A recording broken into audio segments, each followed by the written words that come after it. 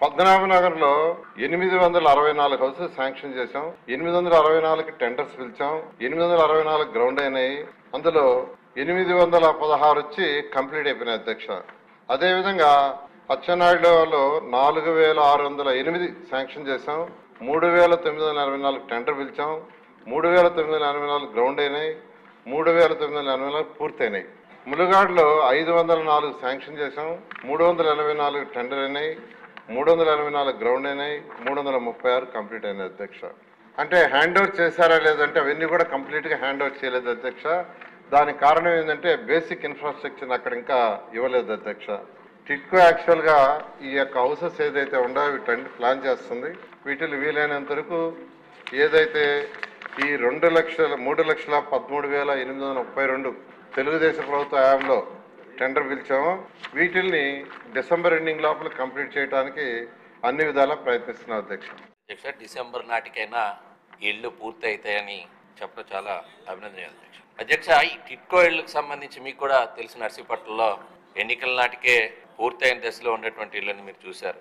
రాష్ట్రంలో పేద మధ్య తరగతి వర్గాల వారికి ఒక విలాసవంతమైనటువంటి జీవనం గడపడానికి చంద్రబాబు నాయుడు గారి నాయకత్వంలో ఈ ఇల్లు డిజైన్ చేయడం అనేటువంటిది మీ అందరికీ తెలుసు అధ్యక్ష. దానిలో ఎప్పుడే మంత్రి గారు చెప్పినట్టు 5 లక్షల ఇల్లు పూర్తిగా శాంక్షన్ చేస్తే దానిలో 3,13,000 ఇళ్లను మాత్రమే టేకప్ చేయడం, దానిలో కూడా కొంటి సాకులు చెప్పి 51,000 ఇళ్లని క్యాన్సిల్ చేశారు అధ్యక్ష. అందులో 2,62,000 ఇళ్లనే ఈరోజు గృహాల గురించి ఇప్పుడు పూర్తవుతున్నట్టుగా చెప్పడం జరుగుతుంది అధ్యక్ష. వివిధ దశల్లో ఉన్నట్టు 2 లక్షల వరకు ఇల్లు పూర్తిగా పూర్తయ్యాయని కూడా సెంట్రల్ మినిస్టర్ గారు హర్షదీప్ సింగ్ గారు కూడా పార్లమెంట్ లో సమాధానం ఇచ్చారు. అంటే 2019 నాటికే 2 లక్షల ఇళ్లు పూర్తయ్యాయని చెప్పి పార్లమెంట్ సాక్షిగా మంత్రి గారు సమాధానం చెప్తే ఆ ఇళ్లని ఈ 5 ఏళ్లు కూడా వైకాపా పాలనలో 5 ఏళ్లు కూడా ఒక కక్ష సాధించే విధంగా ఆ ఇళ్లని లబ్ధిదారులకి ఇవ్వకపోవడం అనేటువంటిది చాలా అన్యాయం అధ్యక్ష.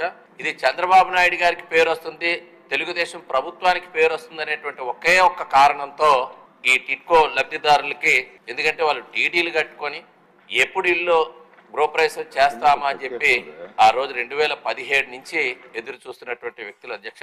మరి వాళ్ళందరికీ కూడా ఇల్లు రానివ్వకుండా, ఈ పేదలకు అందనివ్వకుండా, ఆ సొంతింటి కళ నెరవేరకుండా అడ్డుకున్నటువంటి ప్రభుత్వం గత ప్రభుత్వం అధ్యక్ష.